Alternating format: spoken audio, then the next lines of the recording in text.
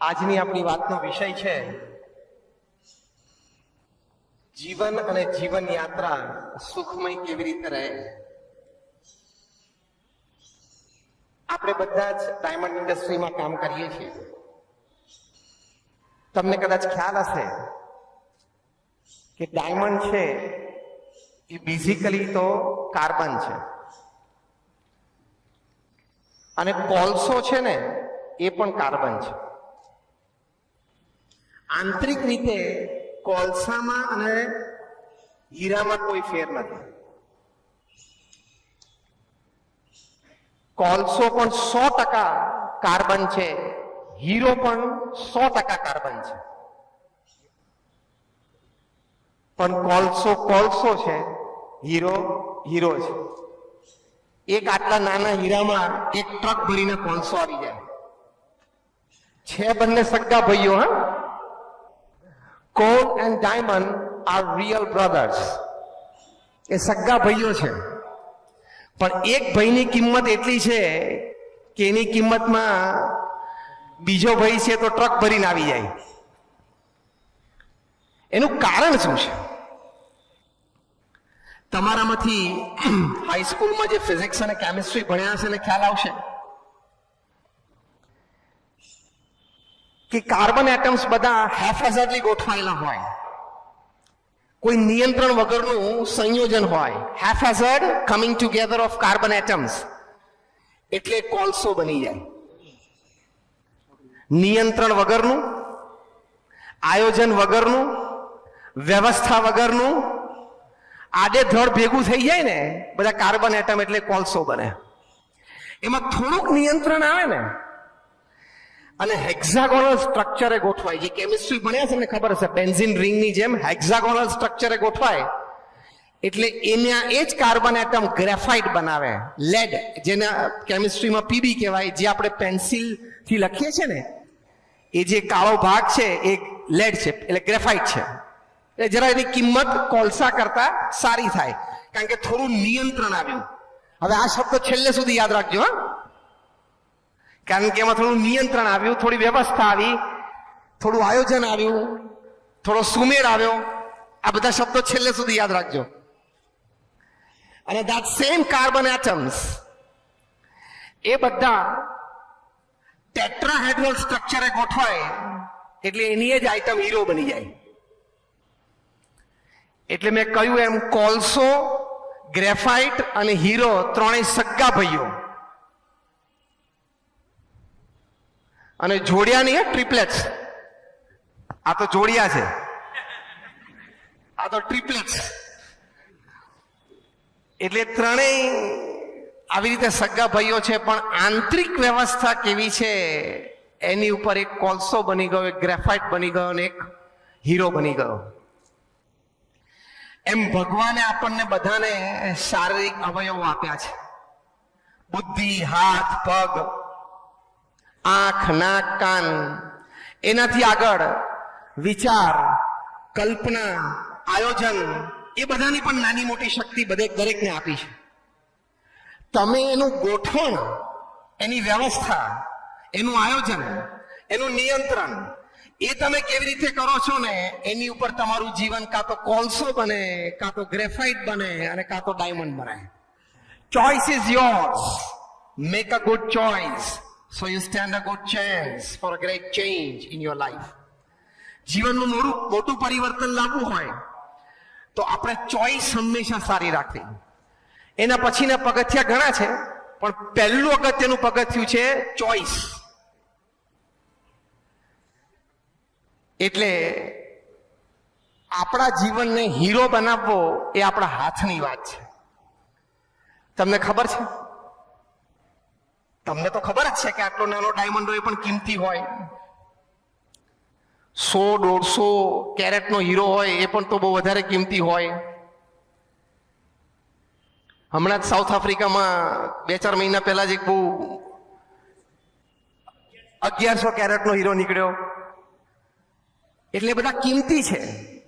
પણ આપણા બધાની કિંમત તમને ખબર છે? હું બહુ સ્થૂળ રીતે વાત કરું છું અત્યારે, બીજી કોઈ આધ્યાત્મિક વાત નથી કરતો, બહુ સ્થૂળ. તમને મોનિટરી વેલ્યુ તમારી ખબર છે? પહેલા તો આપણે જે આ શરીર લઈને ફરીએ છીએ, શરીર એની રચના, એટલે આપણે આંતરિક વ્યવસ્થા બરોબર ગોઠવવી છે. આપણું હૃદય છે, એ હૃદય તમે એવરેજ લાઈફ સ્પેન એટલે કે કદાચ 65-70 વર્ષનું જીવન લો તો 50 કરોડ લીટર લોહીનું પમ્પિંગ કરે છે. આપણે કોઈ એમાં ઓઇલિંગ કરવા જતા નથી પંપમાં. સૌજીભાઈ અમને બધું ગાઈડેડ ટૂર આપી, બધા સરોવર બનાવ્યા છે જોયું, અને એમાં પાણીનું મૂવમેન્ટ બધી અમને સમજાવી, એમાં કેટલું બધું તંત્ર. અને અહીંયા 500 મિલિયન એટલે કે 50 કરોડ. તમને 50 કરોડ કહેવા પડે ને આ લોકોને 500 મિલિયન કહેવા પડે. છે બે એક આંકડા, પણ આ લોકોને મિલિયનમાં સમજણ પડે ને આપણે કરોડમાં. તો 500 million litres of blood average life span pump કરે છે. કેટલું મોટું તંત્ર. રાત્રે આપણે સુઈ જઈએ તો એ ચાલુ જ હોય છે. આપણી કિડની છે, મુઠ્ઠીથી નાની છે કિડની. દરેક કિડનીમાં એટલે 2 કિડનીમાં 1 મિલિયન એટલે 10 લાખ ઇન્ડિવિજ્યુઅલ ફિલ્ટર છે. 10 લાખ ફિલ્ટર છે કિડનીમાં. તમે એનું તંત્ર તો વિચારો.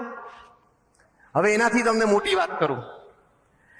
તમારા હૃદયમાંથી એક લોહીનું ટીપું નીકળે, એના ફિક્સ રૂટ હોય. હાથમાં જઈને પાછું આવે, પગમાં જઈને પાછું આવે, માથામાં જઈને પાછું આવે. પણ ફોર એક્ઝામ્પલ આપણે એવું માની લઈએ દ્રષ્ટાંત રૂપે કે હૃદયમાંથી નીકળેલું એક લોહીનું ટીપું શરીરમાં બધી જ બ્લડ કેરિંગ વેસલ્સ એટલે વેઇન્સ ને આર્ટરીઝ બધામાંથી પાસ થાય છે એવું સમજી લઈએ કે જેટલા નસોમાંથી લોહી વહે છે એ બધામાંથી ટીપું પસાર થાય છે. તો 5.5 ફૂટનો માણસ એટલે એવરેજ હાઈટ અને 65 થી 70 કિલોનું વજન એટલે એવરેજ માણસ, એના શરીરમાં એક લોહીનું ટીપું જો બધા જ બ્લડ કેરિંગ વેસલ્સ એટલે બધી જ નળીઓમાંથી પસાર થાય ને તો ટોટલ ટ્રાવેલિંગ એનું 60,000 માઇલનું થાય. ફરી વખત આંકડો બોલું, 60,000 માઇલ્સ. નેટવર્કિંગ તો જુઓ તમે, આ ભગવાનની રચના છે. આવું તો અત્યારે 5G માટે નેટવર્કિંગ ચાલે છે ઇન્ડિયામાં, એને ટક્કર મારે એવું નેટવર્ક છે. 5.5 ફૂટના શરીરમાં 60,000 માઇલનું નેટવર્કિંગ ટ્યુબિંગ ફિઝિકલ. હા, તો કેટલી મોટી વાત છે. આપણા શરીરમાં એક પ્રોલેક્ટિક બને છે, એ અમેરિકામાં વૈજ્ઞાનિકોએ લેબોરેટરીમાં બનાવ્યું. 1 ગ્રામ બનાવવાનો ખર્ચો $17.5 મિલિયન. ફરી વખત 1 ગ્રામ, 1 ગ્રામ બનાવવાનો ખર્ચો $17.5 મિલિયન. એવા 200 પ્રકારના કેમિકલ આપણે ત્યાં બને છે. દિવસમાં 200 પ્રકારના કેમિકલ બને લીવરમાંથી, ત્યારે આપણો દિવસ પૂરો થાય. કેવડું મોટું તંત્ર હશે. આ વાત સમજાવવાનો હેતુ ખાલી એટલો જ છે કે તમે 25-50 હજાર રૂપિયાનો મોબાઈલ ફોન લો છો તો એની સાથે મેન્યુઅલ આવે છે. સેમસંગની ટેબ્લેટ લો કે આઈપેડ લો તો એની સાથે એક મેન્યુઅલ આવે છે કે આ કેવી રીતે વાપરવું આવે છે ને. તો આ કરોડો રૂપિયાનું શરીર, અમેરિકામાં પ્રોફેસર મોરોવિટ્સે કીધું કે એક લાઈફલેસ હ્યુમન બોડીમાં, જીવતો નહીં, આમ લાશ જ, જો લેબોરેટરીમાં બનાવવું હોય, કારણ કે જીવ તો નાખી ના શકે ને પાછો અંદર, બેઠો તો થાય નહીં. આઈસ્ક્રીમ મોઢા મૂકો તો પાણી ના આવે મોઢામાં. એટલે મૃત શરીર જો લેબોરેટરીમાં બનાવવું હોય તો એ $6,000 ટ્રિલિયન નું થાય. કદાચ ઘણા ટ્રિલિયન શબ્દો તો પહેલી વાર સાંભળ્યો હશે અત્યારે. $6,000 ટ્રિલિયન. એને આપણે રૂપિયામાં ભાગીએ, તમે 100 વર્ષનું જીવન જીવો તો આ તમારી જે શરીરની કિંમત છે ને એ દર સેકન્ડે 5 કરોડ ને 70 લાખ રૂપિયા થાય. તમે આંખ પલકારો ને 5 કરોડ 70 લાખ. 5,70,00,000, 5,70,00,000.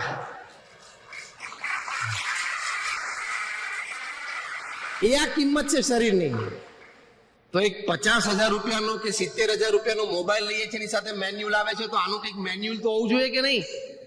કે આટલી મોંઘી આઈટમ વાપરવી કેવી રીતે? આટલી બધી મોંઘી આઈટમ વાપરવી કેવી રીતે? It has to have a manual. એ આપણને મહાન સંતોએ આપી છે પરંપરામાં, વેદ ઉપનિષદમાં. મહાન વિચારકો અને સાહિત્યકારોએ પણ સુંદર વિચાર આપ્યા છે. મહાન વૈજ્ઞાનિકોએ પણ આપણને સુંદર વિચાર આપ્યા છે. મોટા મેનેજમેન્ટ ગુરુઝે પણ સારા વિચારો આપ્યા છે. સોશિયલ રિલેશનશિપ ગુરુઝે પણ સારા વિચારો આપ્યા છે. અને હેલ્થ એક્સપર્ટ્સે પણ આપણને સારા વિચારો આપ્યા છે કે આ મેન્યુઅલ, આ શરીર કેવી રીતે આપણે વાપરવું, એ આવડી જાય ને એટલે આજનો વિષય આપણે સિદ્ધ થઈ જાય કે જીવન અને જીવન યાત્રા સુખમય કેવી રીતે થાય. સમજો, આ 70-80 વર્ષનો ખેલ છે. એમાં 5-10 પ્લસ માઇનસ ભગવાનની ઈચ્છાથી, અને એમાં કોરોના જેવું કંઈક આવ્યું, ઝપાટામાં આવી ગયા તો આવી ગયા, કાંઈ નક્કી નહીં. કારણ કે આપણે ફર્સ્ટ વેવ આવી ગયો, સેકન્ડ વેવ આવી ગયો, હવે પ્રોબેબલી થર્ડ વેવની એક શક્યતા છે. પણ આપણે ગભરાવાનું ઓછું રહેશે, કારણ કે થર્ડ વેવમાં એટલી બધી હોસ્પિટલાઇઝેશન ઉપર લોડ નથી, હોસ્પિટલ ઇન્ફ્રા ઉપર લોડ નથી. ઇંગ્લેન્ડ અને યુરોપમાં પણ નથી આવ્યો, એટલે આપણે નહીં આવે. પણ અત્યારે અમેરિકામાં ભરપૂર થર્ડ વેવ ચાલે છે, ભરપૂર. એ લેવામાં ક્યાંક ઝપાટામાં આવી ગયા તો વહેલું પતી જાય. આમાં કઈ 70 વર્ષ કે 80 વર્ષની રાહ ના જોવે. તો આપણે 70-80 વર્ષનું જીવન એવું જીવવું છે કે આપણને તો 80 વર્ષે છાતી ઉપર હાથ મૂકીને સંતોષ થાય કે યસ, આઈ લીવ્ડ માય લાઈફ, હું પણ મારું જીવન જીવ્યો. એમ ભગવાને મને 80-82 વર્ષ આપ્યા તો આપણને સંતોષ તો થવો જોઈએ ને. બીજાને તો આપણા વિશે જે વિચાર હોય તે, બીજાને તો આપણા વિશે જે અભિગમ હોય તે, પણ આપણને તો સેલ્ફ સેટિસ્ફેક્શન આવવું જોઈએ ને, સ્વસંતોષ આપણને તો આવવો જોઈએ ને. એ આ જીવન જીવવાની કળા આવી જાય તો આવડી જાય. તો એમાં પહેલી અગત્યની વાત છે, જીવનમાં એક શુભ સંકલ્પ સાથે ચાલવું. એ શુભ સંકલ્પ નોકરી ધંધા વેપાર સંબંધી પણ એક રાખો, સામાજિક સેવા સંબંધી પણ એક રાખો, પરિવારજનો માટે પણ એક રાખો, પોતાના સ્વાસ્થ્ય અને પોતાના વ્યક્તિગત વિકાસ માટે પણ એક શુભ સંકલ્પ રાખો, અને છેલ્લે ભગવાન પ્રત્યેની શ્રદ્ધા ભક્તિ માટે પણ એક શુભ સંકલ્પ રાખો. એટલે ધ ફર્સ્ટ ઇમ્પોર્ટન્ટ થિંગ, જીવન અને જીવન યાત્રા સુખમય બનાવવા માટે જીવનમાં શુભ સંકલ્પ કરવો. અગેન રિપીટ કરું છું, એક શુભ સંકલ્પ નોકરી ધંધા વ્યવસાય સંબંધી કરો, મારે અહીં સુધી પહોંચવું છે વેપાર ધંધામાં. બીજો શુભ સંકલ્પ આપણી કોઈ નાની મોટી સમાજ સેવામાં જોડાઈ જવું, જ્યાં પણ આપણને શ્રદ્ધા હોય, જેટલું પણ થઈ શકે તો એવો એક શુભ સંકલ્પ કરો. ત્રીજો, આપણા પરિવારજન છે, મિત્ર મંડળ છે, એમની સુખાકારી માટે એક શુભ સંકલ્પ કરવો. ચોથું, આપણા સ્વાસ્થ્ય અને વ્યક્તિગત વિકાસ માટે પણ એક શુભ સંકલ્પ કરો. અને પાંચમું, ભગવાન પ્રત્યેની શ્રદ્ધા અને ભક્તિ માટે પણ એક શુભ સંકલ્પ કરવો. અને એ 5 શુભ સંકલ્પ પ્રમાણે આપણે આપણું જીવન ગતિમાન રાખીએ એટલે જીવન અને જીવન યાત્રા સુખમય બને જ.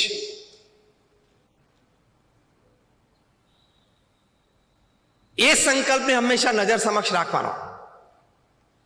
તો પહેલી વાત છે તમારી નોકરી ધંધા વ્યવસાય એ સંબંધી એક શુભ સંકલ્પ કે મેં અહીંથી શરૂઆત કરી છે અને મારે અહીં સુધી પહોંચવું છે, એવો એક શુભ સંકલ્પ રાખવાનો. રોજ સવારે ઉઠીને એનું એકવાર સ્મરણ કરવું. આપણા માનનીય પ્રધાનમંત્રી શ્રી નરેન્દ્રભાઈ મોદી, એમને નાનપણથી આ શુભ સંકલ્પ હતો.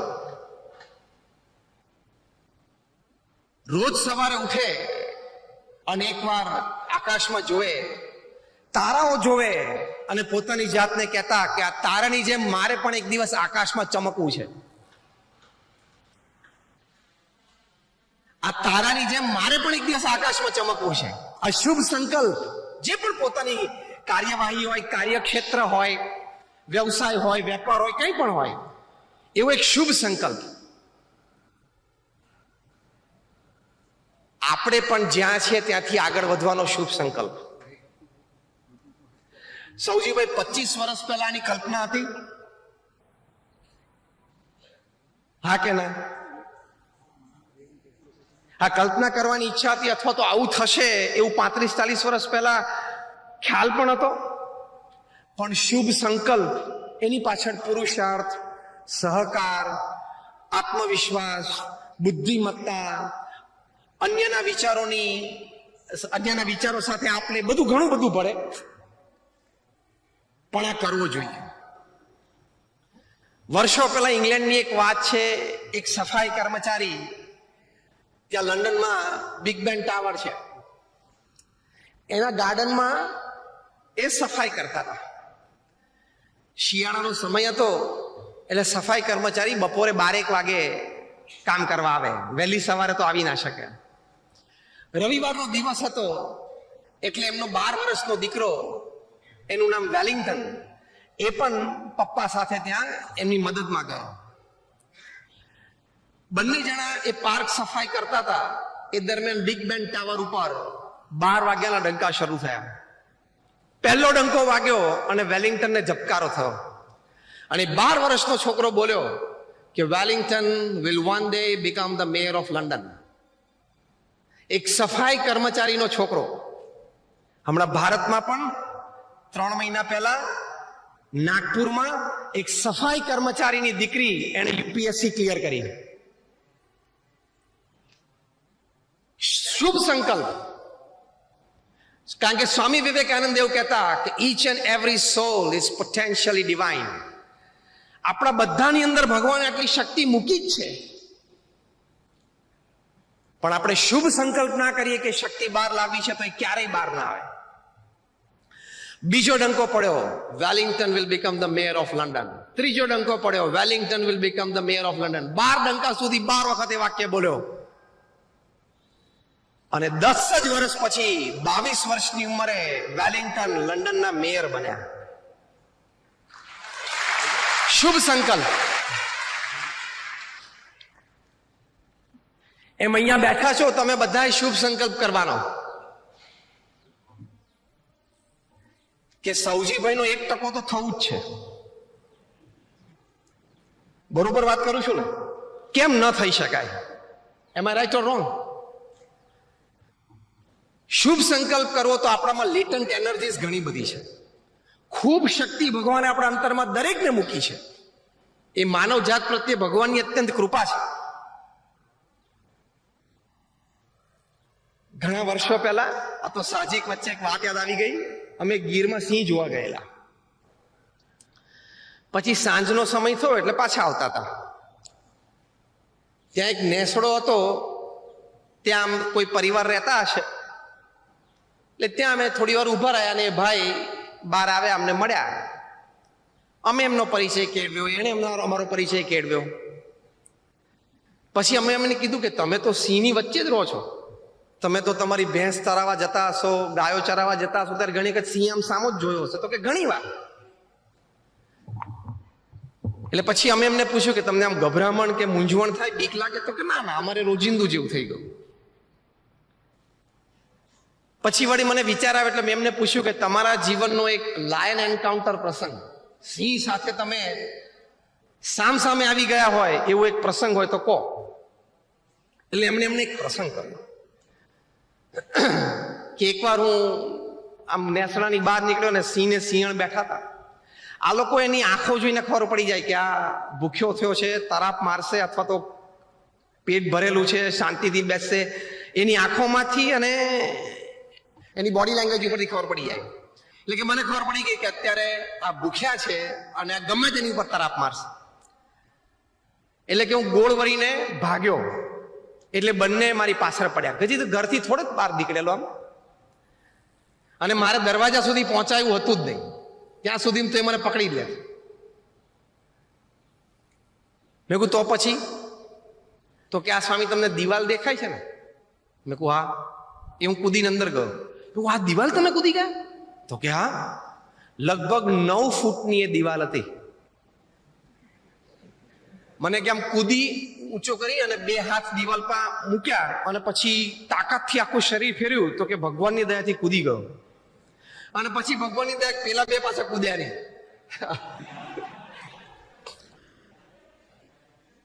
હવે સાંભળજો, મેં એમને બીજો પ્રશ્ન પૂછ્યો. મેં કહ્યું અત્યારે તમારે કૂદવાનું થાય તો કૂદી શકો, અત્યારે ના કૂદાય. મેં કેમ? એ સિંહણ પાછળ પડે ને તો જ કૂદાય. સિંહ પાછળ પડવો જોઈએ. એનો મતલબ શું થયો કે આપણે દરેકમાં ઘણી બધી લેટન્ટ એનર્જી છે. એવી સિચ્યુએશન ઊભી થાય, એટલે કે એવી પરિસ્થિતિનું નિર્માણ થાય, એવા સંજોગો ઘડાય, ત્યારે શક્તિઓ બહાર આવે છે. પણ એ શક્તિઓને બહાર લાવવા માટે પહેલું અગત્યનું તાળું ખોલે છે આપણો શુભ સંકલ્પ. એ શુભ સંકલ્પથી આપણે આ કરી શકીએ છીએ. 1968ની સાલમાં પ્રમુખ સ્વામી મહારાજના ગુરુ યોગીજી મહારાજે સંકલ્પ કરેલો કે દિલ્હીમાં યમુના નદીના કિનારે ભગવાન સ્વામિનારાયણ અને ભારતીય સંસ્કૃતિનું ભવ્ય ધામ બનાવવું છે. દિલ્હી માટે એવું કહેવાય કે ઘણી વખત ચંદ્ર ઉપર કે મંગળ ઉપર જમીન મળવી સહેલી, દિલ્હીમાં અઘરી, અને એ પણ યમુના નદીના કિનારે. પ્રમુખ સ્વામી મહારાજે પોતાના ગુરુનો એ શુભ સંકલ્પ પોતાનો બનાવ્યો અને 32 વર્ષ સુધી રાહ જોઈ. 32 વર્ષ સુધી પ્રયત્નપૂર્વક પ્રમુખ સ્વામી મહારાજે એ જમીનો દિલ્હીમાં ઘણી બધી જોઈ, ઘણી બધી માહિતીઓ મેળવી. અમુક જગ્યાએ જમીન મળતી હતી પણ ખરી. પ્રમુખ સ્વામી મહારાજે કહ્યું ના, યોગીજી મહારાજનો શુભ સંકલ્પ છે કે યમુનાના કિનારે, અને યમુનાના કિનારે જમીન મેળવી. 2000ની સાલમાં, એટલે કેટલા 32 વર્ષે જમીન મળી. પછી પ્રમુખ સ્વામી મહારાજે 5 વર્ષમાં એ પ્રોજેક્ટ પૂરો કર્યો, જે એક વિશ્વ વિક્રમ છે કે 5 વર્ષમાં 110 એકર જમીન ડેવલપ કરવી દિલ્હીમાં ને યમુનાના કિનારે. અને એ પણ non residential, non commercial project. બાંધીને વેચવાનો નહોતો, પથ્થરનો. અને જ્યારે પીક ટાઈમ હતો ત્યારે 4000 કારીગરો કામ કરતા હતા. અને એક આંતરરાષ્ટ્રીય કક્ષાનું નજરાણું ભારતીય સંસ્કૃતિનું આદર્શ દર્શન 2005માં ઉદ્ઘાટિત થયું. આજ સુધીની અમારી પર ડે એવરેજ વિઝિટરની 17,000ની આવી. હજારો લોકોએ વ્યસન છોડ્યા ત્યાંથી. હજારો પતિ પત્ની વચ્ચેના મનભેદ મતભેદ મટી ગયા. હજારો યુવાનો આપઘાત કરતા અટકી ગયા. હજારો પરિવારમાં વિખવાદ પૂરો થઈ ગયો આ અક્ષરધામના બધા પ્રદર્શનો જોઈને. એ પ્રમુખ સ્વામી મહારાજે લાખો પરિવારની મોટી સેવા કરી. તો જો એક શુભ સંકલ્પ, એમ અત્યારે તમે બધા એક શુભ સંકલ્પ કરો. આ મારી વાત ચાલુ છે ને ત્યાં તમારે શુભ સંકલ્પ અંતર મનમાં કરવાનો છે.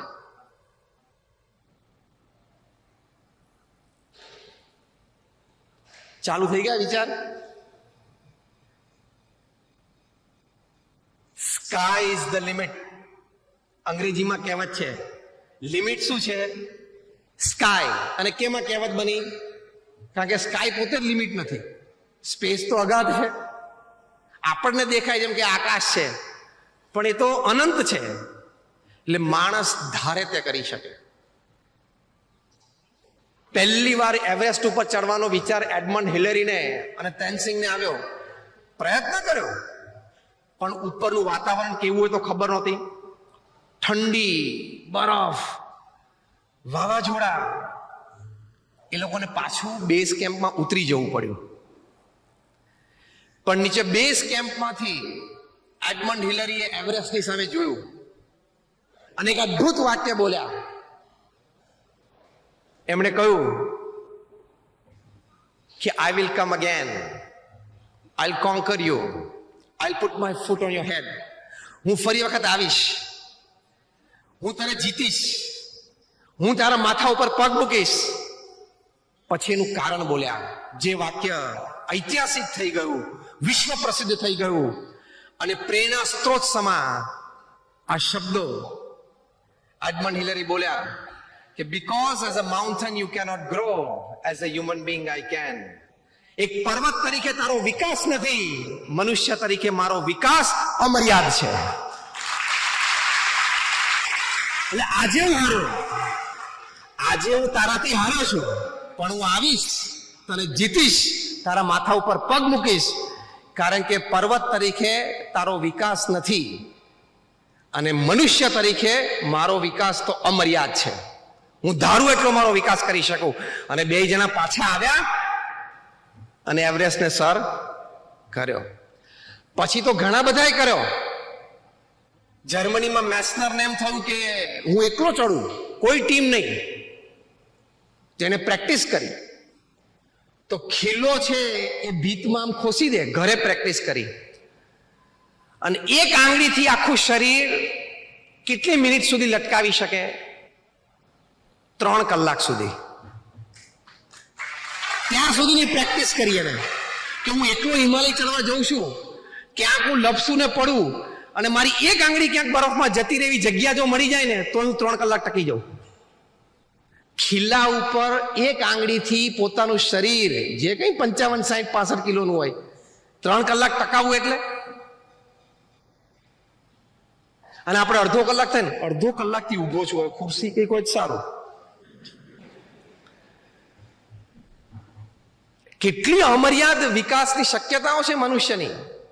અને ચડ્યા પછી તો એક અંધ વ્યક્તિ પણ ચડ્યા એવરેસ્ટ, અને એ પણ એકલા. માણસ ધારે તે કરે.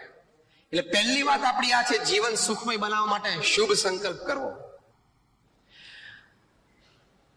પાણીમાંય પૈસા છે, હવામાંય પૈસા છે, અને ખબર છે ને ગાર્બેજમાંય પૈસા છે. Solid waste management, solid waste મેનેજમેન્ટમાં સ્ટાર્ટઅપ્સ બધાને ખબર હશે. સોલિડ વેસ્ટ મેનેજમેન્ટમાં પણ પૈસા છે. ટૂંકમાં હવામાં જેટલા ઓક્સિજનના પાર્ટિકલ્સ છે, દરિયામાં જેટલા પાણીના ડ્રોપલેટ્સ છે, એટલા અબજો રૂપિયા તમારી આજુબાજુ ફરે છે. શુભ સંકલ્પ કરવો. બીજો શુભ સંકલ્પ છે, એટલે કે આ જ શુભ સંકલ્પને આગળ વધારવા માટે તારું છે ને બુદ્ધિ ચાલુ રાખવાની, મગજ ચાલુ રાખવાનું. આપણે છે ને મગજ આપણું પ્રોગ્રામ થઈ જાય કે મને આ નોકરી મળી ગઈ, આ મારું ટેબલ છે, મારે આ ટેબલ ઉપર આ કામ કરવાનું છે, એટલે પછી એટલામાં જ ફોકસ રહે. પેલા ઘોડાને 2 ડાબલા બાંધી દે ને એટલે આજુબાજુ દેખાય નહીં, દોડ્યા કરે સીધો. એટલે આપણે એવું થઈ જાય છે. એને કહેવાય છે વર્ક પ્લેસ કોમ્પ્લેક્સ. એટલે એટલું મને આટલું બરોબર છે, અને એ કોમ્પ્લેક્સ થી ધીમે ધીમે સંતોષ આવવા માંડે. ઘણું સારું, આમાં મારો પરિવાર ચાલે છે. હમણાં મેં સુરતમાં 2 BHK નો એક ફ્લેટ લીધો, અને ભગવાને દયા કરીને સારું કામ કર્યું. સૌજીભાઈ એમને મેં આપી દીધો. એમાં સંતોષ માની લઈએ, પણ બુદ્ધિ ચાલુ રાખવાની. કંઈક જોવો તો વિચાર થવો જોઈએ કે આ કેવી રીતે થયું. કંઈક સાંભળો તો વિચાર થવો જોઈએ કે આ વાત કેવી રીતે બની. સ્ટીવનસન છે એક જગ્યાએ ચાની કીટલી ઉપર બેઠા બેઠા ચા પીતા હતા. એમાં પેલી ચાની કીટલીનું ઢાંકણું ઊંચું થયું. તેને વિચાર આવ્યો કે ઊંચું કેમ થયું. આપણો તો કે થાય, ચા લાવ ને.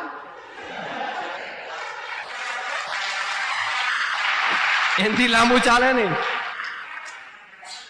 સ્ટીવનસનને વિચાર આવ્યો કે આ ઢાંકણું ઊંચું કેમ થયું. પછી ખબર પડી કે ઢાંકણું ઊંચું થાય ને એમાંથી તો વરાળ નીકળી.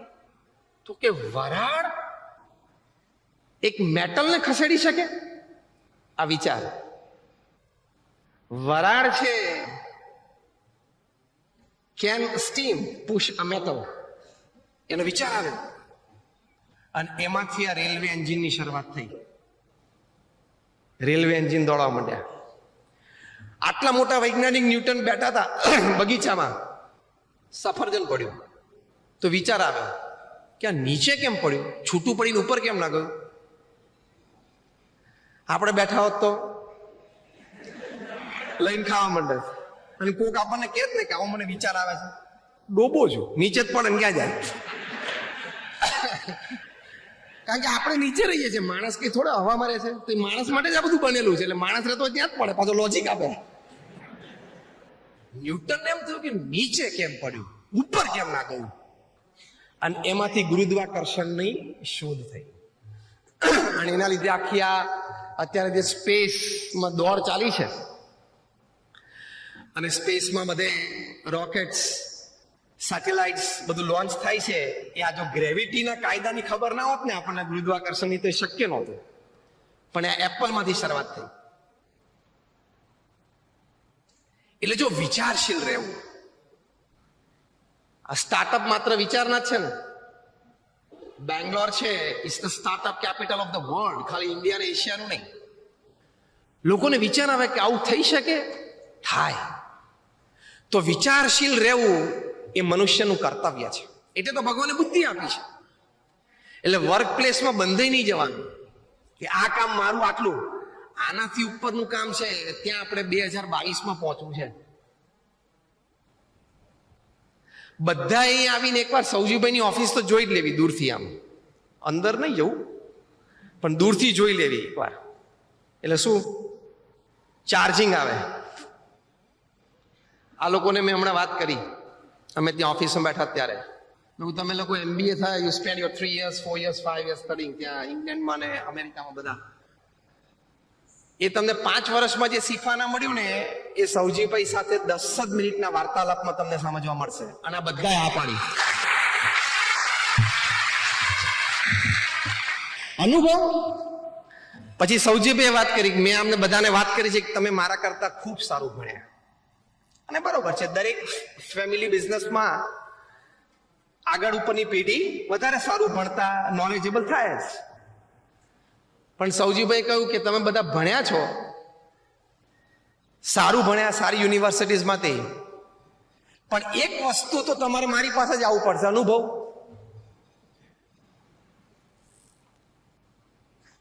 એની માટે માણસે હંમેશા વિચારશીલ રહેવું. થોટ પ્રોસેસ કોઈ દિવસ બંધ ના કરો. માણસે ધાર્યું કે રોજ રાત્રે ચમકે છે શું આકાશમાં, તો કે આને ચંદ્ર કહેવાય. ત્યાં જવાય? જવાય ને. પહોંચી ગયો. માણસે ધાર્યું કે દરિયો કેટલો ઊંડો હશે, છે શું નીચે, જવા તો દે એકવાર. પહોંચી ગયો. માણસે ધાર્યું કે લોખંડની ખીલ્લી ડૂબે છે અંદર પાણીમાં, પણ મારે હજારો ટન લોખંડ લઈને દરિયામાં જવું છે. જહાજો બનાયા, 70 80 હજાર લાખ ટનના જહાજો જાય છે. એટલે વિચારશીલ હંમેશા રહેવું. સાથે સાથે કાર્યમાં હંમેશા નીતિમત્તા અને પ્રામાણિકતા ચૂકવાની, તો જ આ તમારો શુભ સંકલ્પ પૂરો થશે. નીતિમત્તા અને પ્રામાણિકતા ચૂકી ગયા તો તમારી પાસે ગમે તેટલી આવડત હશે, ગમે તેટલી હોશિયારી હશે, ગમે તેટલી બુદ્ધિમત્તા હશે, પ્રશ્ન આવશે આવશે ને આવશે જ. ક્યારે તમારી યસ બેંક નો બેંક બની જાય,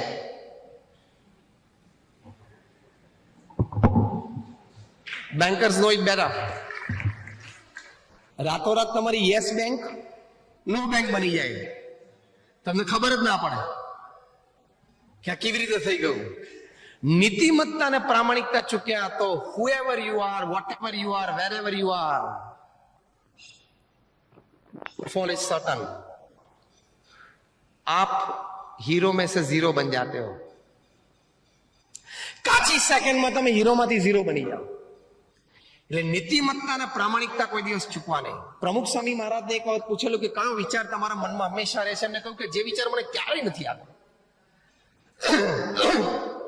અને પ્રમુખ સ્વામી મહારાજે પૃથ્વી ઉપર જે કાર્ય કર્યું, પ્રમુખ સ્વામી મહારાજે કહ્યું કે કોઈનું પણ અહિત થાય ને એવો વિચાર મને ક્યારેય નથી આવ્યો. બધાનું શુભ થાવ, હિત થાવ. અને કાર્ય કર્યું પ્રમુખ સ્વામી મહારાજે, તમે એનું એનાલિસિસ કરો ને, એક કોર્પોરેટની દ્રષ્ટિએ પણ એનાલિસિસ કરો ને. 1971 થી પ્રમુખ સ્વામી મહારાજ ગુરુપદે આવ્યા. 2016ની સાલ, 45 વર્ષ, 2016ની સાલમાં 95 વર્ષે ધામમાં પધાર્યા. 45 વર્ષમાં 1300 સંસ્થાઓ એમણે ઊભી કરી. Hospital, hostel, school, college, community centre, સંસ્કારધામ, મંદિર, અક્ષરધામ, આ બધું થઈને 1300 સંસ્થાઓ. એકવાર ઓલ ઇન્ડિયા એક ડેવલપર્સની મીટ હતી હૈદરાબાદમાં. એક ઓલ ઇન્ડિયા ડેવલપર્સ મીટ હતી અને અમે ત્યાં ગયેલા. આખા ભારતના મોટા મોટા બિલ્ડર્સ બધા બેઠા હતા. મેં એમને પહેલો પ્રશ્ન પૂછ્યો કે તમારામાંથી કોઈ એવા બેઠા છે કે જેને 1300 જમીન ઉપર ખાલી આમ પગ મૂક્યો હોય કે કદાચ આપણે આનું કંઈક વિચારીએ, એકે હાથ ઊંચો ના કર્યો. એટલે બીજો પ્રશ્ન પૂછ્યો કે 1300 જમીન તમે આમ જોઈ હોય, એક વિચારથી કદાચ આનું કંઈક વિચારીએ આપણે એમ, તોય કોઈ હાથ ઊંચો ના કર્યો. ત્યારે મેં કહ્યું કે પ્રમુખ સ્વામી મહારાજે 45 વર્ષમાં 1300 જમીન એ લીગલી ક્લિયર કરી. ત્યાં શું પ્રોજેક્ટ કરવો છે, હોસ્પિટલ, હોસ્ટેલ, સ્કૂલ, કોલેજ, એ બધું નક્કી થયું. આર્કિટેક્ટ્સ એના પ્લાન બનાવ્યા, જમીન લીગલી ક્લિયર થઈ, ટેન્ડર્સ ડિશ આઉટ થયા, કે we are basically a charity organisation, NGO. Tenders dish out થયા, ટેન્ડર પાસ થયું, ખાતમુહૂર્ત થયું, બાંધકામ શરૂ થયું. 3, 4, 5 માળનું જે કંઈ બિલ્ડિંગ બન્યું, 2-5 વ્યક્તિઓ જે ઓનરરી સેવા કરવાના છે એ વ્યક્તિઓ મળી ગયા.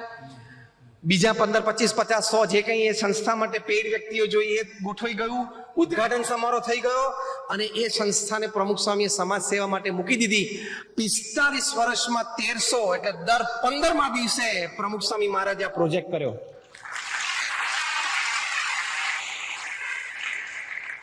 Every 15th day union bank की एक नई ब्रांच आपको हर 15वें दिन खोलनी हो तो अभी से ना कहने लगे, बॉस की परमिशन तो लो.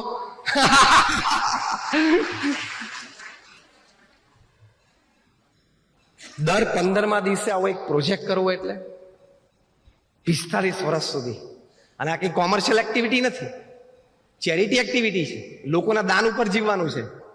તંત્ર ગોઠવાયેલું નથી વર્ષે આપણે આટલું ટર્નઓવર ને આટલો લાભ. પણ જો નીતિમત્તા અને પ્રામાણિકતા, કોઈનું પણ અહિત થાય એવો વિચાર મને નથી આવ્યો, તો લોકો એમની સાથે પ્રેમથી જોડાયા અને લોકોએ આ બધી સંસ્થાઓ ઊભી કરવા માટે પોતાના રિસોર્સિસ પાથર્યા. તો આ શુભ સંકલ્પમાં નીતિમત્તા અને પ્રામાણિકતા રાખજો. બીજી અગત્યની વાત શુભ સંકલ્પમાં, કે તમારા પરિવારજન હોય, તમારા મિત્ર મંડળ હોય, જે વ્યક્તિઓ માટે તમને પ્રેમ અને આદર છે અને એ વ્યક્તિઓને તમારા માટે પણ પ્રેમ અને આદર છે, જે વ્યક્તિઓને ભગવાને તમારા સુખમય જીવન માટે તમારી સાથે મૂક્યા છે, તમારા પત્ની હોય, સ્ત્રી હોય તો પત્ની હોય, સંતાન હોય, મા બાપ હોય, ભાઈ બહેન હોય, બીજા કોઈ નજીકના સગાવાલા હોય, વળી કોઈ એવા પડોશી સાથે તમારે એવી સારી મિત્રતા હોય, કોઈ તમારા મિત્ર મંડળ હોય, એ જે 25, 50, 100 વ્યક્તિઓ તમારા જીવનમાં છે ને, એની માટેનો શુભ સંકલ્પ એ કરવાનો. જો આ જીવન યાત્રા સુખમય રાખવી હોય તો, કે મારે કોઈ પણ સંજોગોમાં મારા જીવનમાં આટલી વ્યક્તિઓ હું મરું ત્યાં સુધી મારી સાથે હોવી જ જોઈએ, એ શુભ સંકલ્પ કરવાનો. કારણ કે મારે મારું જીવન સારું છે એની માટે મારે એમની ગરજ છે, એટલે હું એમની સાથે સંબંધ રાખીશ. એમાં નમતું કોઈક વખત મૂકવું પડે, કોઈક વખત થોડુંક જતું કરવું પડે, કોઈક વખત થોડું મોટું મન રાખવું પડે, કોઈક વખત એમનો સામેવાળાનો દુરાગ્રહ હોય તો સાચવી લેવાનું. પણ જે 15, 25 વ્યક્તિ તમે શાંતિથી બેસીને વિચાર કરો, તમારા મોબાઈલ ફોનમાં તો 200, 500, 1000, 2000 નામે હશે, ફેસબુક ઉપર તો એનાથી વધારે હશે. પણ યાદ રાખજો, હોસ્પિટલમાં દાખલ થશો એટલે FB વાળો એક ફ્રેન્ડ નહીં આવે. ફેસબુકનો કોઈ ફ્રેન્ડ હોસ્પિટલમાં ખબર કાઢવા આવતો નથી, ખબર છે ને? એ તો જે રિયલ રિલેશન હશે ને એ જ આવશે. એવા 15, 25 વ્યક્તિઓ સાથે મારે જીવનકાળ દરમિયાન સંબંધ રાખવો છે, એ શુભ સંકલ્પ. તો જીવન અને જીવન યાત્રા છે એ સુખમય જાય. એટલા માટે તમારા પરિવારની જે કંઈ તમારી આવક પ્રમાણે જરૂરિયાત હોય એ તમે પૂરી કરવાનો પ્રયત્ન કરો.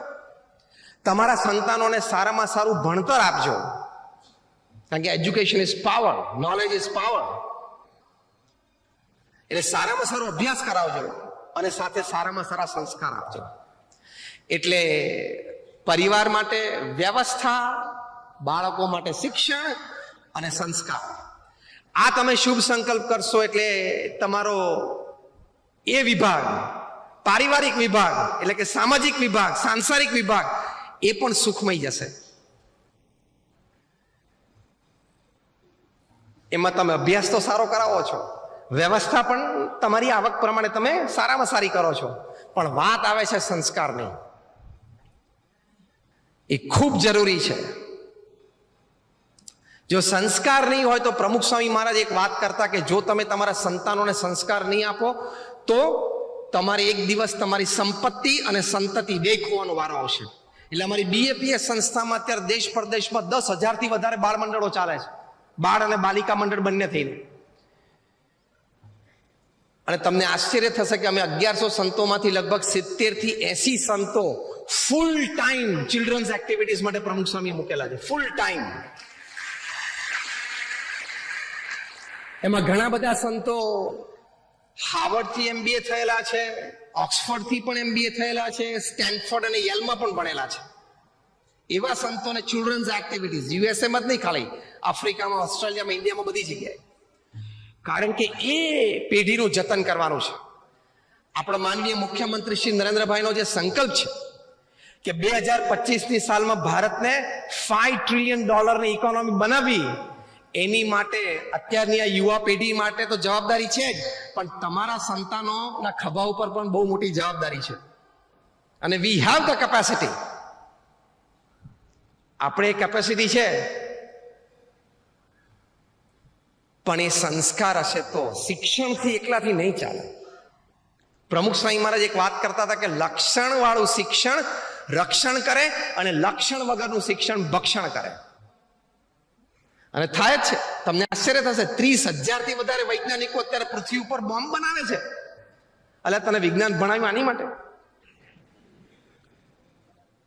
And some of them are graduates from some of the finest universities. તમે લોકો જે યુનિવર્સિટીઝમાંથી ભણ્યા છો ને એવી સારી યુનિવર્સિટીમાંથી આ બધા વૈજ્ઞાનિકો થયા છે. પોતાની લેબમાં 16-8 કલાક weapons of mass destruction, WMDs અને બોમ્બ્સ બનાવે છે કે કેમ જલ્દી આપણે માનવ જાતને સાફ કરી શકીએ. એટલે બોમ્બ્સ અને મિસાઇલ્સ બનાવે છે. અભણ પ્રજા નથી, બહુ જ ભણેલા છે બધા, પણ એને સંસ્કાર નથી. ખ્યાલ આવ્યો? શિક્ષણ છે પણ સંસ્કાર નથી. કે હું વિજ્ઞાન ભણ્યો તો મારે તો માણસ જાત કંઈક સુખી થાય ને એવું કંઈક સંશોધન કરવું જોઈએ. એ વિચાર એને નથી. એ વિચાર કેમ નથી? કે એને સંસ્કાર નથી.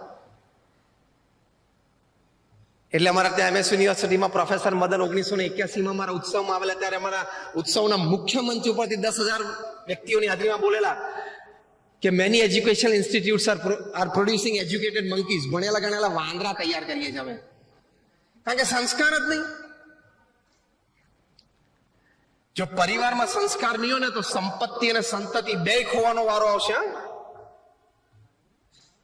હમણાં 4 દિવસ પહેલા તમે સમાચાર સાંભળ્યા હશે, એક 12 વર્ષનો છોકરો ઓનલાઈન ગેમિંગમાં 40,000 રૂપિયા હારી ગયો.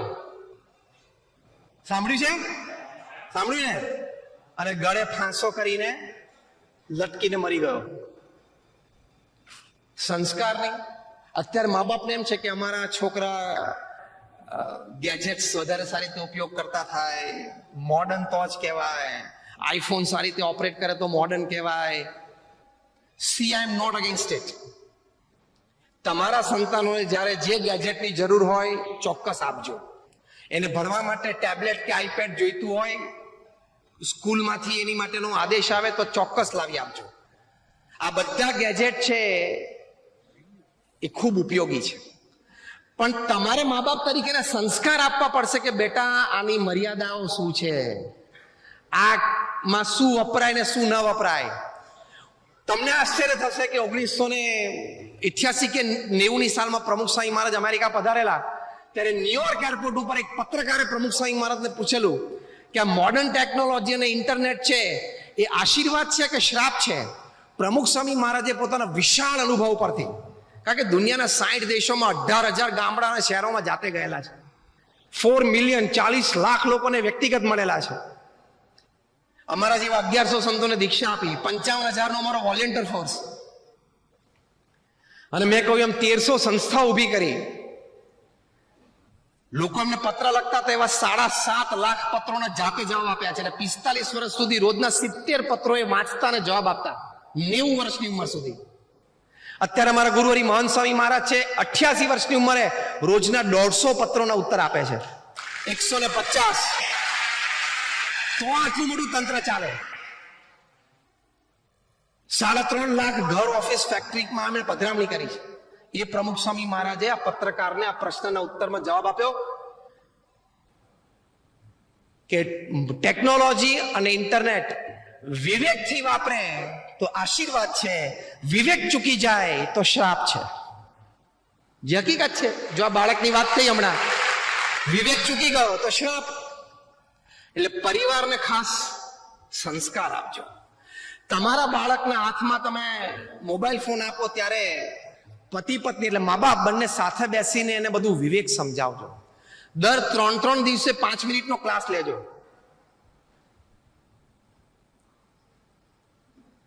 તો એને વિવેક બુદ્ધિ દ્રઢ થશે.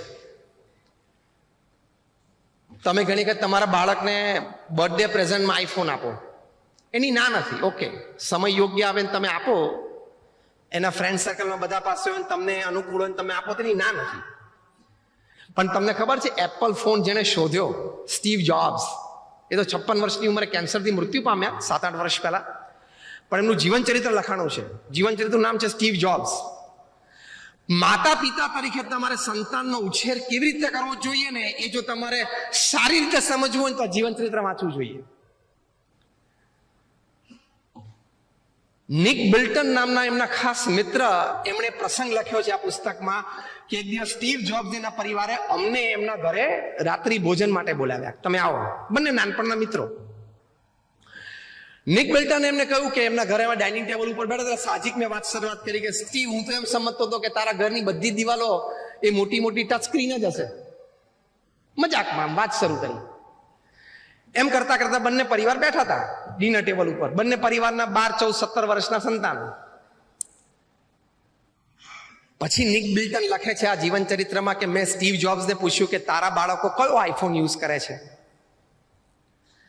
એટલે કે સ્ટીવ જોબ્સે મને જમતા જમતા જવાબ આપ્યો કે મને શું કામ પૂછે છે, મારા બાળકોને પૂછને. મિત્રતા હતી, એવી છૂટથી વાત થાય. નિક બિલ્ટને સ્ટીવ જોબ્સના દીકરા અને દીકરી, એકની ઉંમર કંઈક 12-13 વર્ષની હતી, બીજાની ઉંમર 14-15 વર્ષની હતી, કે વિચ આઈફોન્સ ડુ યુ યુઝ, તમે કયો આઈફોન વાપરો છો. ત્યારે બંને બાળકો, દીકરો અને દીકરી, આમ નીચે જોઈને જમવાનું ચાલુ રાખ્યું. એટલે આને આશ્ચર્ય થયું. એટલે ફરી કદાચ સ્ટીવ જોબ્સને પૂછ્યું. સ્ટીવ જોબ્સે કીધું, સાંભળજો હા, કે હજી મારા બાળકોએ આઈફોનનો સ્પર્શ કર્યો નથી. આઈફોનનો બનાવનાર વ્યક્તિ વાત કરે છે. આ જીવન ચરિત્રમાં લખેલો પ્રસંગ. નિક બિલ્ટને કીધું કે મારા હાથમાંથી સ્પૂન છટકી ગઈ. કે સ્ટીવ શું વાત કરે છે, આખી દુનિયાને તે આઈફોન આપ્યો ને તારા બાળકોના હાથમાંથી નથી આપ્યો. સ્ટીવ જોબ્સે લખ્યું, they are yet to mature for that. હજી આઈફોન જેવો આવી એક ગેજેટ, સ્માર્ટફોન વાપરવા માટે હજી એની પીઢતા નથી આવી. હજી અમે રોજ એના લેસન લઈએ છીએ ને. સ્ટીવ જોબ્સ, તમને આશ્ચર્ય થશે કે અત્યારે પૃથ્વી ઉપર દર સેકન્ડે 10 આઈફોન વેચાય છે. અને પૃથ્વી પર જેટલા આઈફોન જેનો ઢગલો ભેગો કરો એટલે પેરિસના આઈફિલ ટાવર કરતા ઊંચો થઈ જાય. અને 5 વર્ષ પહેલા કંપનીનું રેવન્યુ હતું $1400 અબજ. ખબર પડી હું શું આંકડો બોલ્યો? $1400 બિલિયન. જે દુનિયાના 90% દેશોના જીડીપી કરતા વધારે છે. હવે ખબર પડી? દુનિયાના 90% દેશોની જીડીપી કરતા એપલનું રેવન્યુ વધારે છે. એનો માલિક કે મારા સંતાનોના હાથમાં જે મેં આઈફોન નથી આપ્યો. કેમ? તો કે હજી હું એને એની મર્યાદાઓ, આનો વિવેક હું એને શીખવાડું છું. તો જો પ્રમુખ સ્વામી મહારાજે વાત કરી છે સાચી છે. આવા મોટા પુરુષોના મનમાં પણ આ વિચાર છે. એટલે સંસ્કાર ખાસ આપજો. આ તો મેં ખાલી એક ફોનની વાત કરી, પણ દરેક રીતે. હાર્વર્ડ યુનિવર્સિટીએ કીધું કે બાળકો પહેલી ગાળ બોલતા એના મા બાપ પાસેથી શીખે છે, અને એમાં એની માતા પાસેથી શીખે છે. કારણ કે એમ નાના બાળકને મારે ને તો વાલથી બોલે, જુઠ્ઠો થઈ ગયો છું, સાલો ને જુઠ્ઠો ને. તો એકવાર એક 4 વર્ષના બાળક ઘરમાં હતો, એના પપ્પા સાંજે આવે 8 વાગે ઓફિસથી, તો કે જુઠ્ઠો આવ્યો. જેના ફાધરને આશ્ચર્ય થયું કે હા મને કે છે જુઠ્ઠો આવ્યો. પછી તપાસથી જ ખબર પડી કે એની માં છે આમ વાલથી કે એવું કે આમ એ જુઠ્ઠું, નાના બાળકને 4 વર્ષના તો શું જુઠ્ઠું બોલવું કે ના બોલવું ખબર હોય, પણ આમ વાલથી ગણી કે જુઠ્ઠો થઈ ગયો છું, જુઠ્ઠો થઈ ગયો છું એમ બોલે, એમાંથી એ વર્ડ એને ઘૂસી ગયો. તેને તો વિવેક છે નહીં 4 વર્ષના બાળકને, એના બાપને કહી દીધું જુઠ્ઠો આવ્યો. એટલે આ સંસ્કાર તમારે આપવા પડે. તમને ખબર છે કદાચ ભારતને 2 સચિન તેંડુલકર મળવાના હતા, પણ એક જ મળ્યા. એનું કારણ બીજા પરિવારમાં સંસ્કારનો અભાવ. હું તમને એની વાત કરું. સચિન તેંડુલકર જ્યારે ત્યાં દાદર જીમખાનામાં નેટ્સમાં પ્રેક્ટિસમાં જતા ત્યારે એમની સાથે એક એમની જ ઉંમરનો એક ક્રિકેટર હતો, એનું નામ અનિલ ગુરવ. એ અનિલ ગુરવ એના પણ કોચ રમાકાંત અચરેકર, જે સચિન તેંડુલકરના પણ કોચ, બંનેના કોચ એક. સચિન તેંડુલકરના એક મિત્ર હતા વિનોદ કાંબલી, જે લેફ્ટ હેન્ડેડ બેટ્સમેન હતા, અને એ બંને જબરદસ્ત જોડી હતા, સચિન તેંડુલકર અને વિનોદ કાંબલી. રમાકાંત અચરેકર કોચ તરીકે સચિન તેંડુલકરને અને વિનોદ કાંબલીને કહેતા કે અનિલ ગુરવનો જે સ્ટ્રોક પ્લે છે ને એવો તમારે શીખવો પડશે. આ એના કોચનું પ્રમાણ. સચિન તેંડુલકર પોતે એવું કહેતા કે અનિલ ગુરવનું જે ફૂટવર્ક હતું, સિલેક્શન ઓફ શોટ્સ હતા, એ જોઈને મને અને કાંબલીને નેટમાં ઉભા ઉભા આમ સરપ્રાઈઝ, આશ્ચર્ય લાગતું હતું કે કેટલું ફાસ્ટ એનું મગજ ચાલે છે અને કેટલું એક્યુરેટ છે. એટલે સચિન કરતા પણ વધારે ગોડ ગિફ્ટેડ ટેલેન્ટેડ બેટ્સમેન. જ્યારે સચિન તેંડુલકર પાસે એસજી નું બેટ નહોતું ને, જે સારામાં સારું બેટ ગણાય, એ વખતે અનિલ ગુરવ એસજી ના બેટ થી રમતો હતો. સચિન તેંડુલકરે પોતાના જીવન ચરિત્રમાં વાત કરી છે કે મને બહુ ઈચ્છા હતી કે એકવાર હું આ બેટ થી રમું, પણ હું માંગુ કેવી રીતે, કારણ કે એમનો સ્વભાવ પહેલેથી શરમાળ, આજે પણ શરમાળ છે. એટલે સચિન તેંડુલકર એમના કોચને કીધું, અને બીજા એક હતા કોમેન્ટેટર હતા રમેશ, વાંખેડે સ્ટેડિયમ ઉપર, એમને વાત કરી કે તમે અનિલ ગુરવને કોને કે એકવાર એનું એસજી નું બેટ મને વાપરવા આપે. એટલે અનિલ ગુરવને ખબર પડી કે સચિનને મારું આ બેટ જોઈએ છે વાપરવા માટે.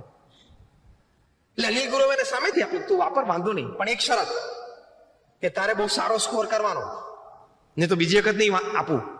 એટલે એ ભાવથી કે એ ઇન્સ્પિરેશન. અને સચિને એ એસજી નું બેટ અનિલ ગુરવનું વાપરીને સેન્ચુરી કરી. આ સિનારીઓ હતો એક વખત. અનિલ ગુરવ માટે એવું કહેવાતું હતું કે he is the Vivian Richards of Mumbai. Vivian Richards તો કેવા મોટા બેટ્સમેન થઈ ગયા વેસ્ટ ઇન્ડિઝના, સર વિવિયન રિચર્ડ્સ કહેવાય છે. એને એની ઉપમા 16 વર્ષની ઉંમરે મળેલી કે આ મુંબઈનો વિવિયન રિચર્ડ્સ છે. એ અનિલ ગુરવ માટે રમાકાંત અચરેકર પોતે, એટલે કે કોચે પોતે કીધું કે તમારા 3 માંથી, એટલે અનિલ ગુરવ, સચિન તેંડુલકર અને વિનોદ કાંબલી, તમારા 3 માંથી પહેલો જો કોઈ ઇન્ડિયા માટે રમશે ને તો અનિલ ગુરવ રમશે. પહેલું સિલેક્શન એનું થવાનું છે. પણ સંજોગ, પરિસ્થિતિ, જ્યારે પરિવારમાં સંસ્કાર ના હોય કોઈ વ્યક્તિને, ત્યારે કેવી પરિસ્થિતિ સર્જાય છે. અને જોગાનું જોગ, અનિલ ગુરવના મોટા ભાઈનું નામ પણ અજીત, સચિન તેંડુલકરના મોટા ભાઈનું નામ પણ અજીત. પણ એક અજીતે પોતાના નાના ભાઈને વિશ્વ પ્રસિદ્ધ પહોંચાડી દીધો, બીજા અજીતે એના ભાઈને ડુબાડી દીધો. આ અજીત છે મુંબઈમાં કોઈ અંડરવર્લ્ડ ગેંગમાં શાર્પ શૂટર થઈ ગયો, અને જે કઈ એની બધી પ્રવૃત્તિઓ ચાલતી હશે એટલે પોલીસ વારે વારે ઘરે આવે અને ભાગી જાય. એટલે અનિલ ગુરવને અને એના માતાને ઇન્ટરોગેશન માટે પોલીસ સ્ટેશન લઈ જાય. એટલે આ ડિસ્ટર્બ થવા માંડ્યો, એના શેડ્યુલ ડિસ્ટર્બ થવા માંડ્યા. લખે છે કે ઘણી વખત તો અનિલ ગુરવને 2-3 દિવસ સુધી ત્યાં ઇન્ટરોગેશનમાં રાખે, પૂછપરછમાં રાખે. અને આ બધી કળા તો એવી છે ને કે તમે એક દિવસ પ્રેક્ટિસ ના કરો ને તો તમને ખબર પડી જાય કે કંઈક ઓછું છે, અને 2 દિવસ પ્રેક્ટિસ ના કરો એટલે ઓડિયન્સને ખબર પડી જાય 2 દિવસ ત્યાં નેટમાં ગયો નથી લાગતો. આ કક્ષાની કળા એવી છે. એટલે અનિલ ગુરવને ઇન્ટ્રોગેશન માટે લઈ જાય, મેન્ટલી ડિસ્ટર્બ થાય, એના દિવસો બગડે, ત્યાં કોચિંગમાં જઈ ના શકે. એમ કરતા કરતા 1.5, 2, 3 વર્ષ વીતી ગયા. અનિલ ગુરવની ફોકસ, કોન્સન્ટ્રેશન રમત પ્રત્યેનું જોડાણ એ છૂટતું ગયું. આજે જ્યારે હું તમને વાત કરું છું ત્યારે અનિલ ગુરવ મુંબઈમાં નાલા સોપારામાં ઝૂંપડપટ્ટીમાં 200 સ્ક્વેર ફૂટના રૂમમાં એ રહે છે. ક્યાં સચિન તેંડુલકર પહોંચી ગયા અને ક્યાં અનિલ ગુરવ. સચિન તેંડુલકર પોતે વાત કરતા કે અનિલ ગુરવ નું જો કરિયર એઝ ઇટ ઇઝ રહ્યું હોત ને તો એ મારા કરતા ઘણા આગળ નીકળી ગયા હોત. પણ મોટા ભાઈને આ કુસંસ્કાર, પરિવાર એ સંસ્કાર યોગ્ય રીતે એનો સુધાર ન કરી શક્યા, શાર્પ શૂટર થઈ ગયો, દારૂ પીતો થઈ ગયો, એને લઈને એ પરિવારમાં પરિસ્થિતિ થઈ. નહીં તો ભારતને 2 સચિન મળવાના હતા અને કદાચ એવું કહેવું તો કહી શકાય 2 અનિલ મળવાના હતા. એમ હી કુડ હેવ એક્લિપ્સ્ડ સચિન. એટલે પરિવારમાં જો સંસ્કાર નહીં હોય તો પ્રમુખ સ્વામી મહારાજ આ વાત બોલ્યા બહુ સાચી. સંપત્તિ અને સંતતિ 2 ખોવાનો વારો આવશે. જો આ પરિવારને આવ્યો સંપત્તિ અને સંતતિ 2 ખોઈ નાખી તો આ પરિવાર માટે ખૂબ જરૂરી છે. ત્રીજી વાત, કંઈક નાની મોટી સમાજ સેવાનો પણ શુભ સંકલ્પ કરજો, તમને આનંદ આવશે. અમેરિકાના એક રિસર્ચ પ્રમાણે તમે અઠવાડિયે 2 કલાક પણ નિસ્વાર્થ ભાવે કોઈ સમાજ સેવા કરો, જે પણ તમને ગમે, કોઈને અનાથ આશ્રમ, કોઈને બાલાશ્રમ, કોઈને કોઈ શિક્ષણની પ્રવૃત્તિ, કોઈને કોઈ મેડિકલ પ્રવૃત્તિ, જે પણ તમને ગમે, પણ ત્યાં અઠવાડિયે 2 કલાક આપજો. ત્યાં તો રિસર્ચમાં એવી ખબર પડી કે તમને કદાચ કોઈ સમાજ સેવાની પ્રવૃત્તિ ન મળે ને તો બાજુમાં કોઈ હોસ્પિટલ હોય ને ત્યાં જઈને કચરો વાળી આવજો 1 કલાક. એના શારીરિક લાભ છે, માનસિક લાભ છે અને આંતરિક લાભ છે. સ્ટ્રેસ, તણાવ ઓછો થાય છે, થાક ઓછો થાય છે, કુવિચારો ઓછા આવે છે, સદવિચાર, સદપ્રવૃત્તિ, સદભાવના એ વધે છે. આ બધું સાયન્ટિફિકલી પ્રૂવ છે. હું ખાલી શ્રદ્ધાથી વાત તમને કરું છું એવું નથી. I am also man of science. એટલે હું તમને વિજ્ઞાન અને લોજિકથી પણ વાત કરીશ અને મેન ઓફ સાયન્સની સાથે મેન ઓફ સ્પિરિચ્યુઆલિટી પણ છું. એટલે શ્રદ્ધા અને વિશ્વાસથી પણ વાત કરીશ. Like put a combination of logic, science, faith. તો આ પ્રૂવ થયેલું છે કે તમને સમાજ સેવાથી આનંદ છે અને સમાજ સેવકો હોય એના ચહેરા ઉપર તમે આનંદ. આજે સવારે જ એક બહુ રાષ્ટ્રીય કક્ષાના, રાષ્ટ્રીય દરજ્જાના એક સમાજ સેવક એ ત્યાં બરોડામાં અમારા મંદિરે આવેલા. પછી અમે બેઠા ને લગભગ 20-25 મિનિટ અમારે સાહજિક બધી વાર્તાલાપ થયો. બહુ જ મોટી સંસ્થા. પણ હું તમને હૃદયપૂર્વક કહું કે એના ચહેરા ઉપર જે સાત્વિકતા હતી, એમના ચહેરા ઉપર જે આનંદ હતો, એ વેસ્ટ વોટર મેનેજમેન્ટમાં PhD થયેલા છે. મોટી કંપનીના માલિક, પણ એ બધું એમના નાના ભાઈને આપી દીધું કે મેં 50 વર્ષ ઘણું કર્યું, હવે છોકરા કરશે, નાનો ભાઈ કરશે, એમ કરીને સોંપી દીધું.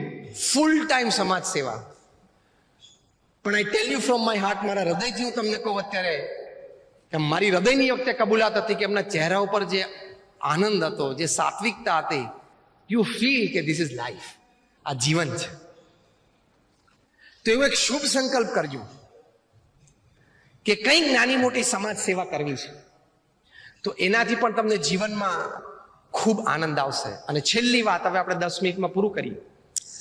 ભગવાન પ્રત્યેની શ્રદ્ધા, ભગવાન પ્રત્યેની ભક્તિ એ પણ જીવનમાં દ્રઢ કરવાની. આમાં પણ વૈજ્ઞાનિક દ્રષ્ટિકોણથી ઘણી બધી વાત સંશોધનમાં આવી છે. આપણા મહાન સત્શાસ્ત્રો અને ઋષિ મુનિઓ તો આપણને અનુભવથી વાત કરી છે. યુનિવર્સિટી ઓફ કોલંબિયામાં રિસર્ચ થઈ કે જે પરિવારમાં ધર્મ પ્રત્યેની શ્રદ્ધા છે, પરિવારજનોને કંઈક ભગવાન પ્રત્યેની ભક્તિ છે. આપણે અહીંયા કેમ્પસની વચ્ચોવચ ભગવાન શ્રી કૃષ્ણની મૂર્તિ પધરાવી છે અને રોજ સવારે આપણે બધા પ્રાર્થના કરીએ છીએ. અમારા ડોક્ટર સ્વામીને આ વાતની ખબર જ છે અને આ વાતની તેમને જોરશોરથી ઘણી જગ્યાએ વાત કરેલી છે. તો that element of faith, that element of devotion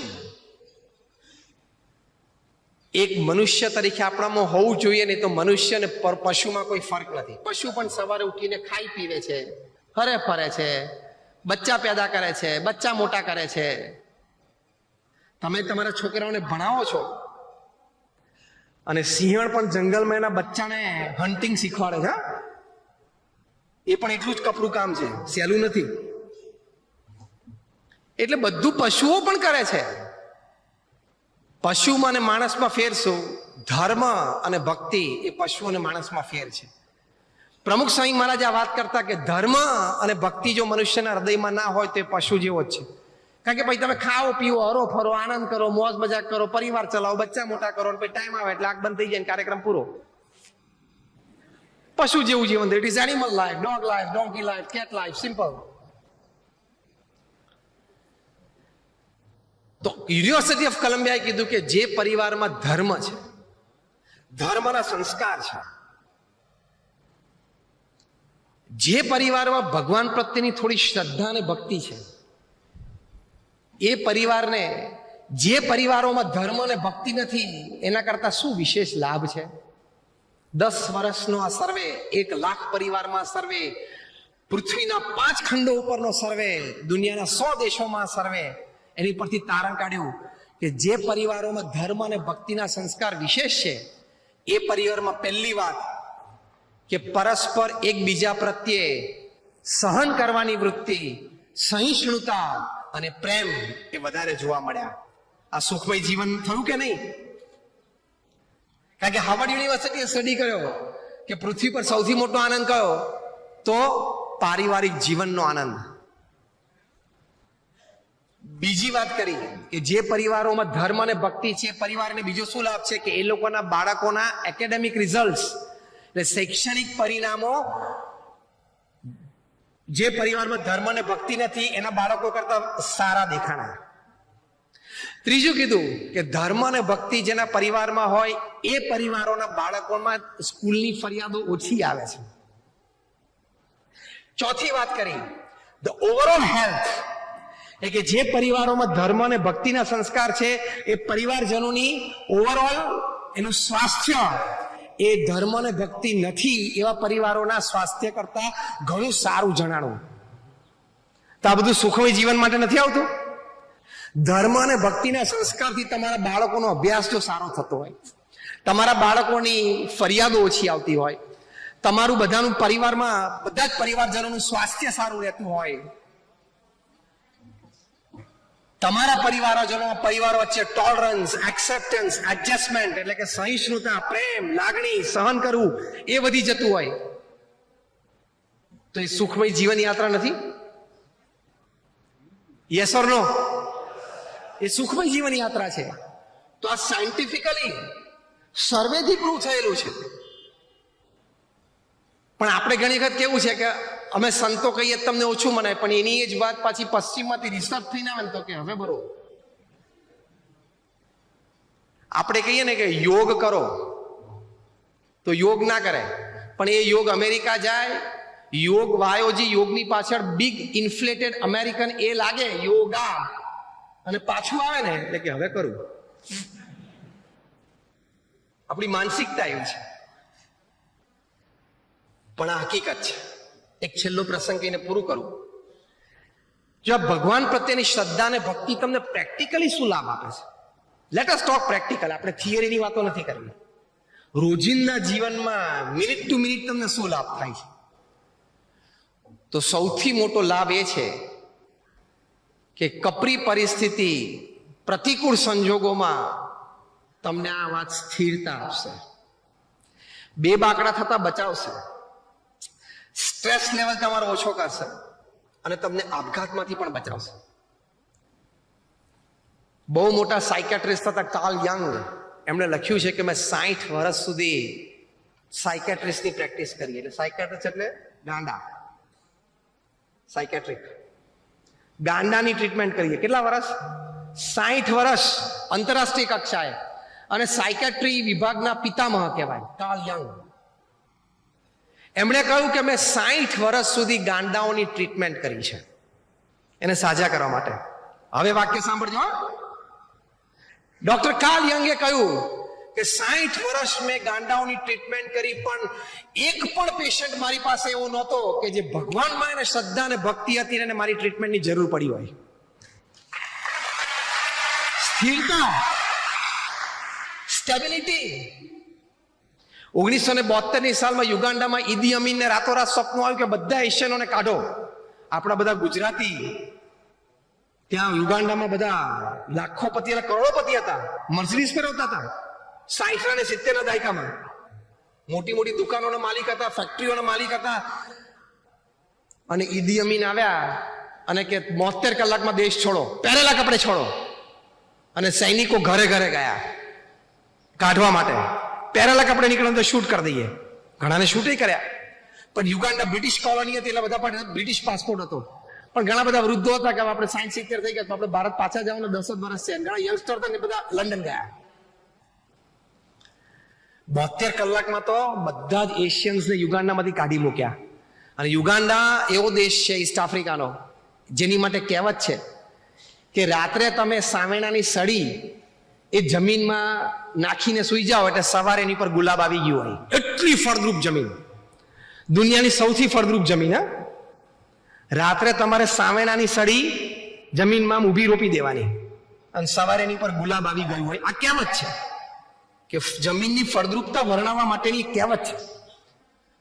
આ બધા લંડન ગયા. મર્સિડીઝ ફેરવતા હતા એ બધા બીજે દિવસે સવારે લંડનમાં ઘરે ઘરે છાપા નાખવા જતા હતા. કેવી પરિસ્થિતિ. હા, આ બધું 72 કલાકમાં જ થયું છે. માણસ ગાંડો થઈ જાય કે નહીં? કોઈના દુકાનમાં કચરા પોતા કરવા માટે રહ્યા. 72 કલાકમાં પહેલા એની પાસે 6 બેડરૂમનું એર કન્ડિશન હાઉસ હતું અને ઘરમાં 10 આફ્રિકનો કામ કરતા હતા. અને 72 કલાક પછી એ લંડનમાં કોકની દુકાનમાં કચરા પોતા કરતા હતા. શું પરિસ્થિતિ થઈ? પણ ચાર્લ્સ કનિંગહેમ નામના એક બ્રિટિશ ઇતિહાસકારે લખ્યું કે આ બધા ગુજરાતીઓ અને બધા ઇન્ડિયન્સ એ યુગાન્ડામાં આવી સાહેબી છોડીને અહીંયા આવ્યા. રાતોરાત આવવું પડ્યું, પહેરેલા કપડે કાઢી મૂક્યા. એરપોર્ટ ઉપર ઈદી અમીનની આર્મી ઊભી રહેતી હતી. વીટી પણ ભૂલથી કોઈ લઈ જાય શકે, વીટી પણ ચેક કરે, ગળાનો ચેન હોય એ પણ ચેક કરે, વોલેટ પણ કાઢી લે અને બૂટ સારા દેખાય તો બૂટ પણ કાઢી લે. ચાર્લ્સ કનિંગહેમ લખે છે કે આ બધા અહીંયા આવ્યા, હું એમાંના ઘણા બધાને મળ્યો છું. દુઃખ હતું એ લોકોને, એમાં બે મત નથી. ઘણો આઘાત લાગેલો, પણ એ લોકો આકુળ વ્યાકુળ નહોતા. એ લોકો બે બાકડા નહોતા થઈ ગયા. જીવન હારી ગયા છે એવું એ લોકોને મનમાં નહોતું. એ લોકો જે કામ મળ્યું કરવા માંડ્યા. એની પાછળનું રહસ્ય શોધવાનો મેં પ્રયત્ન કર્યો. પછી ચાર્લ્સ કનિંગહેમ લખે છે કે બધાનો ઇન્ટરવ્યુ મેં લીધો, બધાના મોઢામાં એક જ શબ્દ હતા કે યુગાન્ડામાં જાઓ જલાલી, સાહેબી અને મોજ શોખ હતા એ ભગવાનની ઈચ્છા. અને આજે અહીંયા કચરા પોતા કરીએ છીએ એ ભગવાનની ઈચ્છા. અહીં મહેનત કરી લેશું. આ ભગવાનમાં શ્રદ્ધાનો મોટા મોટો લાભ છે. નહીં તો રોજ સવાર ઉઠીને પ્રશ્ન, માને કેમ આવું થયું?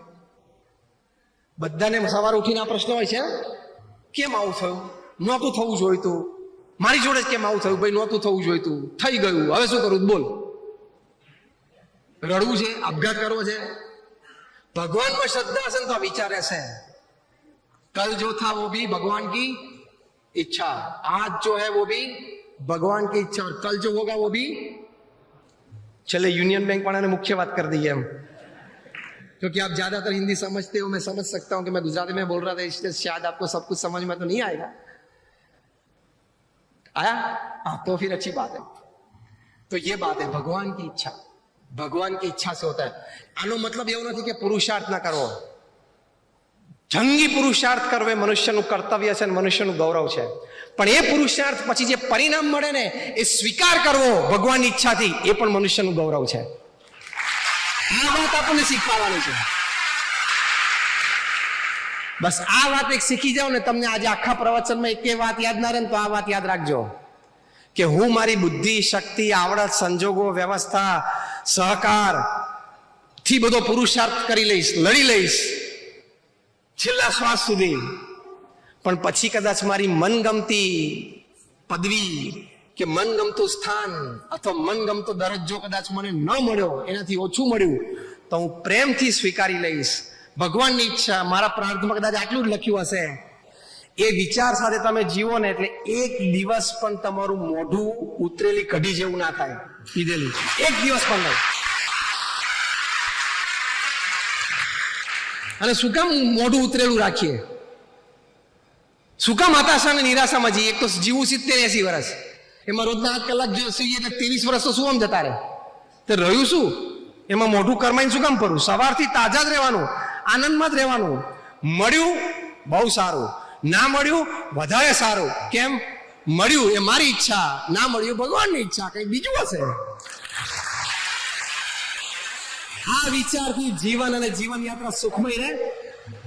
તો આપ સર્વે માટે અમે પ્રાર્થના કરીએ છીએ. ફરી વખત સૌજીભાઈનો ખૂબ ખૂબ આભાર કે એમના આયોજનથી આપણે આજે મળી શક્યા.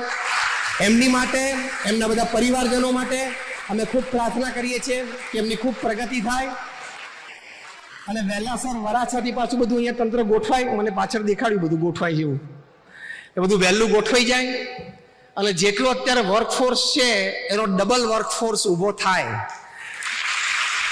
એવી આજના દિવસે પ્રાર્થના કરીએ છીએ. આપ સર્વેના પરિવારજનોને પણ ખૂબ સંસ્કાર પ્રાપ્ત થાય, ભગવાન પ્રત્યેની શ્રદ્ધા પ્રાપ્ત થાય, તમારા સંતાનો પણ ખૂબ સારું ભણે અને આપણે જે $5 ટ્રિલિયન ઇકોનોમી બનાવવી છે એ આપણે આપણી આંખે સારી રીતે જોવી છે. ભારતને એક વિકસિત દેશ અને બીજો શબ્દ પણ મહાસત્તા એ આપણે બનાવવો જ છે. જય સ્વામિનારાયણ.